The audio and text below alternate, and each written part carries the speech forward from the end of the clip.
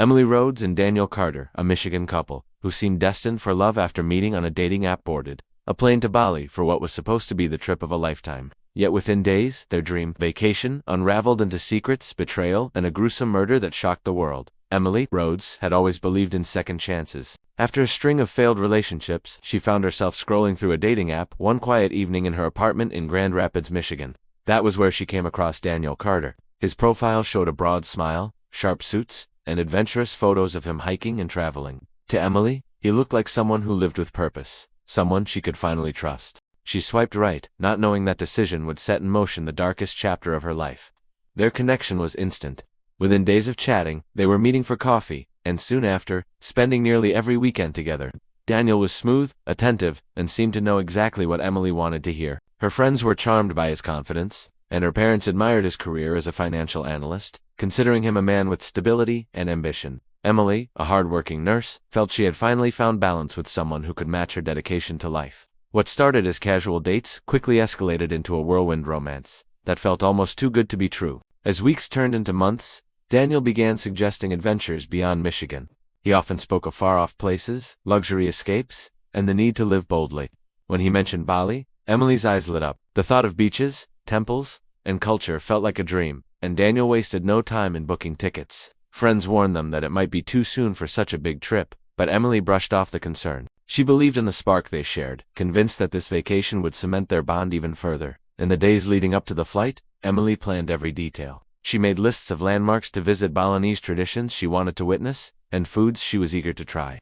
Daniel seemed amused by her enthusiasm, but did not contribute much beyond insisting they book an upscale villa. Emily chalked it up to his busy schedule and reassured herself that once they arrived, he would relax and enjoy it all. Her suitcase was packed with excitement, and she told her coworkers she couldn't wait to share photos when she returned. The journey to Bali started like any other romantic getaway. They held hands at the airport, smiled for selfies on the plane, and toasted 2 new beginnings with glasses of champagne. Emily's heart swelled with the belief that this was the man she had been searching for, the one who would give her the life she longed for. To her, this was more than a vacation. It was the start of something permanent, something that would erase the heartbreak of the past. But beneath Daniel's charming smile was a hidden side that Emily had never seen. The closer their plane flew toward paradise, the closer she unknowingly drifted into a nightmare. While she dreamed of sunsets over rice fields and quiet walks along the ocean, Daniel carried secrets that would soon unravel their story in the most horrifying way possible. The villa in Ubud looked like something pulled from a postcard. Nestled among vibrant green rice terraces, with stone pathways leading to a private pool, it seemed like the perfect setting for romance. Emily felt her heart lift as they walked through the carved wooden doors and were welcomed with flower garlands by the staff. She could almost forget the doubts that had flickered in her mind before they left Michigan. For the first time in weeks, she allowed herself to believe that this vacation would bring them closer together. But while she admired the beauty of their surroundings, Daniel's attention was elsewhere. Almost immediately, his behavior shifted. He became restless, glued to his phone, stepping outside to take calls in hushed tones, and returning with vague explanations about work emails or urgent banking issues. Emily didn't want to seem suspicious, but the unease began to gnaw at her. Why bring her to paradise only to ignore her? At night, when she hoped for long conversations and shared dreams under the Balinese stars, Daniel grew distant. He insisted on going out to bars, encouraging her to join him, but when she declined, exhausted from sightseeing, he went alone. Each time he returned, the smell of alcohol lingered, and his mood swung unpredictably between charm and coldness. One morning, while Daniel slept off a late night, Emily tidied the villa. That was when she discovered something she couldn't ignore. In his suitcase, tucked beneath neatly folded shirts, lay a small velvet box. Her heart skipped, imagining a proposal. But when she opened it, the contents unsettled her. Inside wasn't a ring, but an expensive necklace, something she had never seen before. Confused, she wondered if it was meant as a surprise gift, but her joy dimmed when she noticed the receipt crumpled in the same compartment. The date revealed it had been purchased just days before their trip, not in Bali, but in Michigan. Worse, the receipt bore the name of a women's boutique. She knew he had never taken her to. Emily's stomach tightened. The thought that Daniel might be hiding another woman clawed at her mind. She tried to steady herself, convincing her heart it might still be for her, that perhaps he planned to surprise her later, yet doubt crept in deeper. That evening, as they dined at a candlelit restaurant overlooking the jungle, Daniel avoided her eyes, scrolling through his phone under the table. Every laugh, every smile, felt hollow. She began to wonder if she had traveled thousands of miles, not for love, but to discover a truth she was never meant to see. While Emily struggled with suspicion, Daniel's world was unraveling in a different way. Behind the charm, he was balancing more than infidelity. His second phone, hidden carefully in his backpack, buzzed with messages from shadowy contacts. Each text confirmed deals, arranged meetings, and hinted at something darker than Emily could imagine. He was not only lying about romance, he was tied to a dangerous business that had followed him across oceans. The villa's quiet nights grew heavy with tension. Emily lay awake, staring at the ceiling fan spinning slowly above her, trying to ignore the pit in her stomach. The paradise she had long dreamed of was changing shape, turning into a place where shadows whispered truths she was not ready to hear. She did not yet know it, but her every suspicion was only scratching the surface of a far deadlier reality. The atmosphere inside the villa had grown suffocating.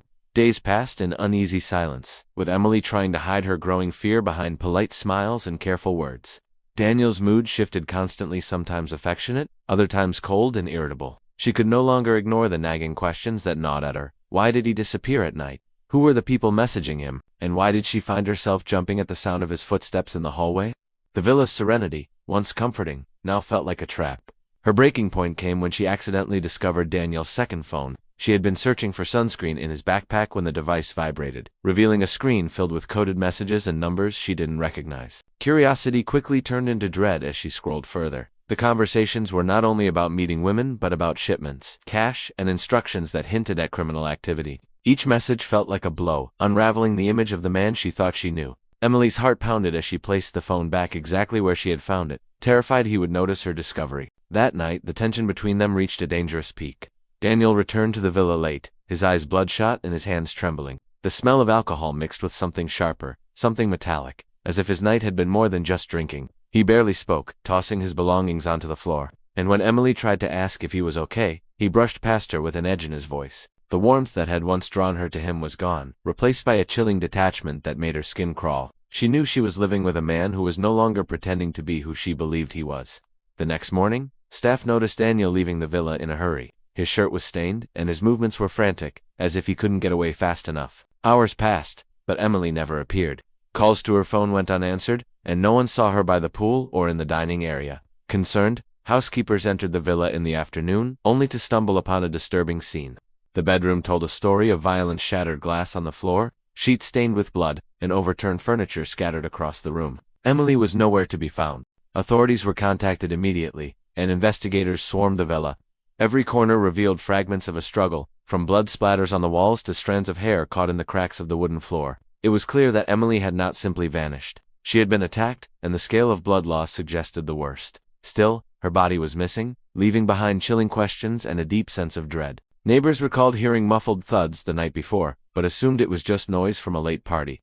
Now, those sounds painted a darker picture. The dream vacation had become a nightmare, and suspicion quickly turned to the man who had once promised Emily a life of love and security. Daniel Carter had vanished into Bali's crowded streets, leaving behind a villa transformed into a crime scene and a mystery that would soon shock the world. News of Emily's disappearance spread rapidly, first among the staff at the villa, and then across Bali, as authorities launched a full-scale investigation. The image of the smiling Michigan nurse, once eager to explore paradise, now circulated on missing person posters and international headlines. Her family back home pleaded for answers, their voices breaking during televised interviews as they begged Daniel to come forward. But Daniel himself was nowhere to be found. His sudden absence confirmed what many already feared. He wasn't a victim of circumstance, but the prime suspect in a crime that had shaken both locals and tourists. Investigators began piecing together his movements. Surveillance cameras captured Daniel on a motorbike late at night, balancing two large duffel bags strapped across the back. His route took him away from the nightlife districts and deep into the island's more remote areas. Witnesses recalled seeing him purchase tools and fuel at a roadside stall, his face tense, his eyes darting nervously. Everything suggested he was preparing to hide something or someone. The search area widened, and teams combed the jungles, rivers, and coastal cliffs for any trace of Emily. Days later, the breakthrough came unexpectedly. A pair of hikers wandering through palm groves on the outskirts of Ubud noticed disturbed earth. The soil was uneven, covered hastily with leaves and branches. What they found beneath chilled even seasoned investigators. Emily's body had been stuffed into a shallow grave, wrapped in sheets from the villa. Her injuries revealed the brutal nature of her death: multiple stab wounds and defensive marks on her arms. The violence spoke of both rage and desperation, a killing far more personal than calculated. Paradise had been stained by a crime so gruesome that it silenced the island's usual rhythm of festivals and tourists. The discovery triggered an even more urgent hunt for Daniel. International agencies joined the search as pressure mounted to capture him before he escaped the country. His reckless attempts to cover his tracks left a trail of clues. Bank records showed sudden withdrawals of cash, and a fisherman later reported that Daniel had tried to rent a boat under a false name. Locals described him as frantic, carrying bags he refused to let out of his sight, and offering large sums of money for discreet transport.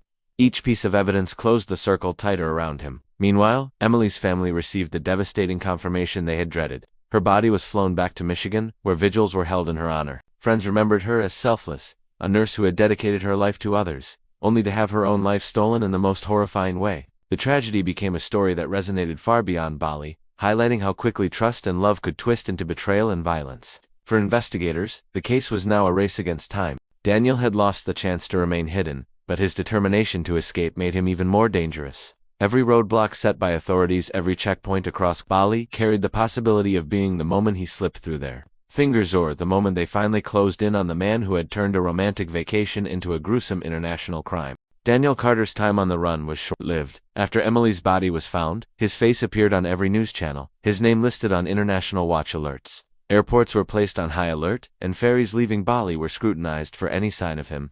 Yet Daniel moved recklessly, his nerves fraying under the pressure. He shifted between cheap guest houses and borrowed motorbikes, never staying long enough to draw attention but never careful enough to erase his tracks. He was a man unraveling, desperate to escape the weight of what he had done. Authorities pieced together his movements from security cameras and witness reports.